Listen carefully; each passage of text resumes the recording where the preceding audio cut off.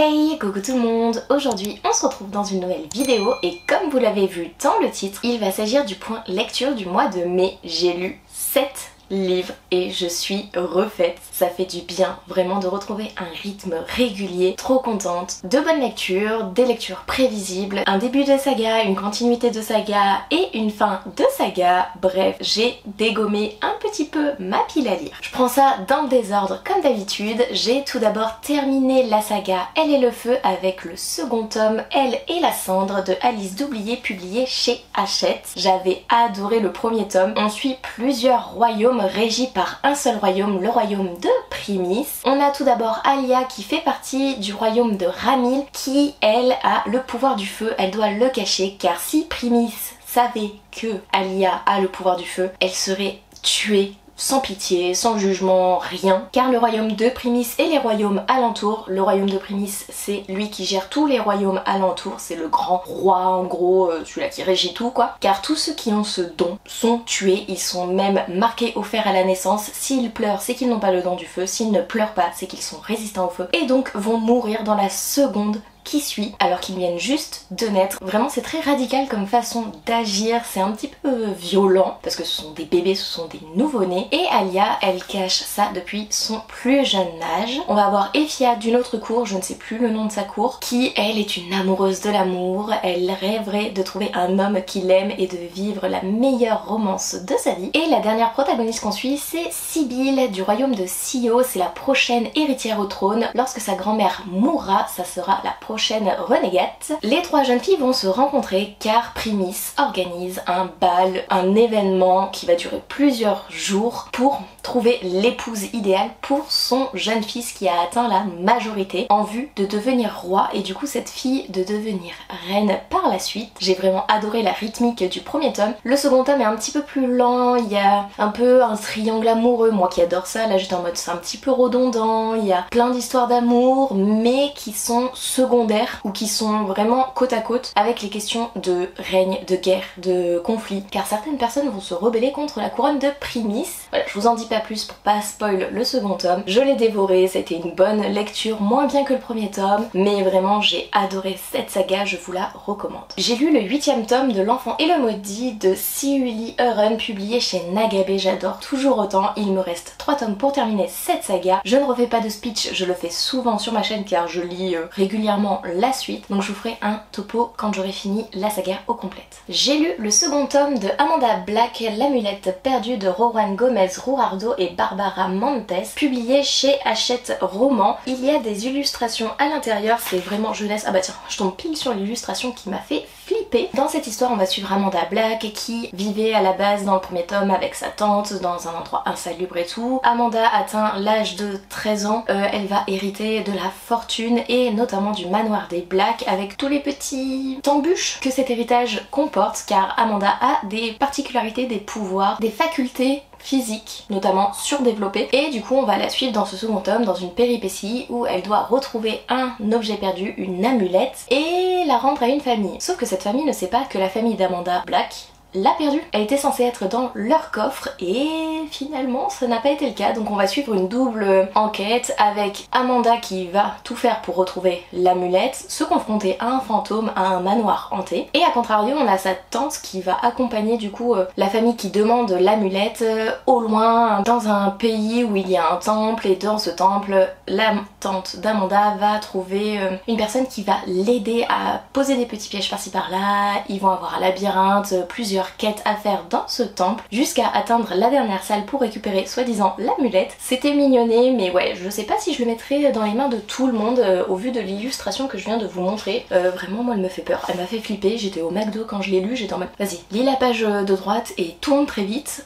Voilà, mais sinon c'est chouette, c'est mignonné, je ne sais pas si je lirai la suite par contre parce que vraiment je suis plus dans la période où j'ai envie de lire du jeunesse, donc à voir quand il sortira, si je suis dans un mood où j'ai envie de lire du jeunesse, on verra. J'ai lu encore 6 mois d'été de Daisy Garrison publié chez Hachette et comme je m'en doutais ça a été tellement prévisible. On va suivre Mina, une jeune fille qui est assez discrète, réservée, qui se cache derrière ses cheveux par exemple, qui aime être seule, passe son temps avec un livre à la main à lire, à être dans un monde imaginaire pour pouvoir s'évader. Et à contrario, on a Kaplan qui lui est un joueur, je sais plus de quoi d'ailleurs, qui est du coup le populaire de son lycée, qui est beau, qui est avenant, il est sociable, etc.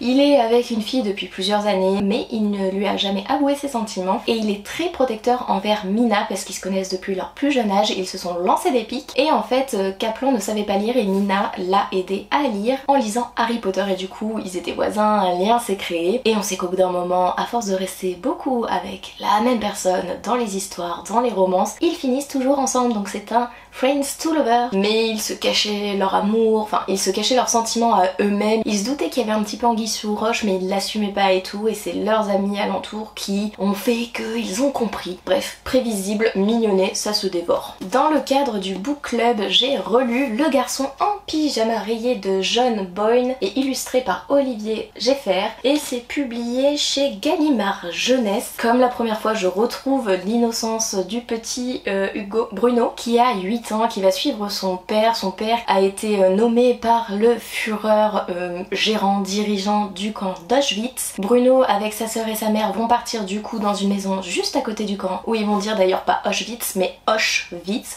Ils vont beaucoup déformer des mots allemands. Le camp donne sur la fenêtre de Bruno et Bruno va se poser beaucoup de questions du type pourquoi il y a que des hommes, pourquoi ils sont tous en pyjama, pourquoi il y a des enfants, pourquoi ils sont tous maigres, pourquoi ils ne partent pas travailler, pourquoi ils ne sont pas à l'école. Et Bruno va partir à l'aventure et rencontrer un jeune du camp et c'est là que il va avoir des questions vraiment innocentes, mais en même temps je comprends les filles du book club qui n'ont pas aimé parce qu'elles n'ont pas forcément apprécié l'innocence de ce jeune homme parce que c'est une thématique qui touche aussi la Seconde Guerre mondiale, le Führer, Hitler, enfin voilà, c'est une thématique assez sombre. On n'arrive pas forcément à s'attacher à ce petit garçon qui est totalement innocent, qui ne comprend rien, qui a pas été vraiment éduqué par ses parents à dire nous on est nazis et eux des juifs quoi. Enfin c'est dissimulé plus ou moins avec des termes que Bruno à l'âge de 8 ans ne comprend pas forcément. Quand on regarde les enfants de 7-8 ans, ils sont innocents, ils posent beaucoup de questions, ils ont pas assez de réflexion et de sens moral à cet âge là et ça se ressent beaucoup dans le livre et du coup moi j'arrivais à me mettre à la place de cet enfant qui ne comprend pas ce qui l'entoure et qui n'est pas forcément d'accord avec ce qui l'entoure, mais je comprends aussi les personnes qui disent non mais c'est pas parce que c'est un enfant de 8 ans qui devrait pas comprendre, etc. Bon, j'extrapole hein, mais vous avez compris ce que je veux dire. En tout cas, j'ai apprécié cette seconde relecture, donc je le garde toujours dans ma bibliothèque. En plus j'ai la version illustrée, enfin illustrée avec quelques illustrations à l'intérieur pour schématiser du coup le récit. J'ai lu Éphémère, le premier tome, Promesse murmurée de Emma Dinkel et c'est publié chez Hachette. On va suivre Romy qui a subi une rupture amoureuse assez violente, qui a du mal à rebondir, à prendre la vie comme elle vient, à aimer la vie. Elle subit sa vie, elle se renferme, elle est triste, elle pleure, elle est anxieuse, angoissée, etc. Elle va suivre sa meilleure amie qui lui a pris un ticket direction les États-Unis. Sa meilleure amie également a vécu une rupture amoureuse mais elle a un petit peu plus rebondi. Elles vont partir toutes les deux aux États-Unis, elles ont tout un programme de prévu. Arrivées aux États-Unis, leur Airbnb est en fait une arnaque, du coup elles se retrouvent sans logement. Elles décident donc d'aller sur la plage et là elles rencontrent des jeunes de leur âge qui vont les inviter à passer au moins une nuit le temps qu'elles puissent rebondir dans le logement, dans la grande villa qu'un certain Thomas a réservé. Ils seront 8 dans cette villa et ils vont apprendre à se connaître et des liens vont se tisser. Thomas est un quarterback mais il essaye de se faire discret et ça tombe bien, les deux petites françaises ne le connaissent pas et du coup ça l'intrigue, il s'ouvre un peu plus et il va avoir une histoire d'amour. Vraiment c'était touchant, poignant. J'ai beaucoup aimé et en même temps on voit que la popularité c'est pas facile tous les jours, ça peut être enfin c'est envahissant concrètement et j'ai hâte du coup d'avoir le second tome car à la fin j'étais en mode non je suis pas d'accord. Heureusement qu'il y a un second tome parce que sinon pour moi c'est une fin ouverte et je n'aime pas les fins ouvertes. Ça se lit tout seul, il est en audio, le prologue m'a foutu les larmes aux yeux. Bref, découvrez. Et le dernier livre que j'ai lu au mois de mai, c'est une belle bricasse, c'était ma lecture audio du mois, même je crois que je l'avait fin avril aussi. Le Chair et le Feu de Jennifer L. Armentrout, donc le premier tome, Une ombre tend la braise, c'est publié chez De Saxus, c'est un beau bébé, une belle bricasse. Il faut le lire après le troisième tome du sang et de la cendre. C'est un petit peu redondant je trouve parce que du coup ça revient dans le passé pour expliquer pas mal de choses de la saga Le sang et la cendre. En gros, pour vous résumer, pour pas vous spoil, parce que si vous lisez les livres dans l'ordre, bah celui-là c'est le quatrième livre en quelque sorte. On va suivre notre protagoniste, on va suivre son histoire et on va comprendre comment Jennifer L. Armentrout en est arrivée à l'univers du sang et de la cendre. Donc ça peut être redondant si on lit tous les livres à la suite, ce que je fais. Donc du coup je vais couper un petit peu, je vais alterner, je vais lire au moins 3 livres avant de continuer avec le quatrième tome du sang et de la cendre. Quatrième tome officiel du sang et de la cendre. En gros je repasse à la saga principale. Qu'est-ce que je peux dire? Que je l'écoute en vitesse 2.6, que parfois c'est très long et je me dis heureusement que je l'écoute en 2.6 parce qu'il y a beaucoup de descriptions,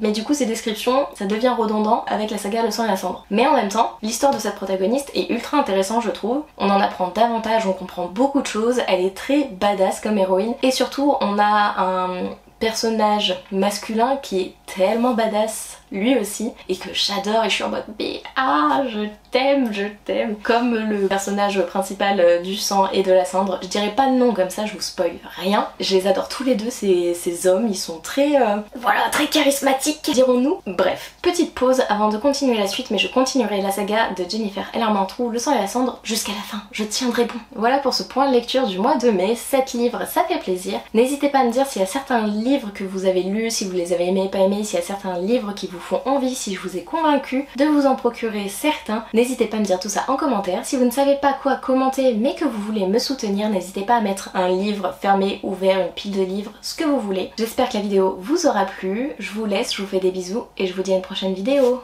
Bye!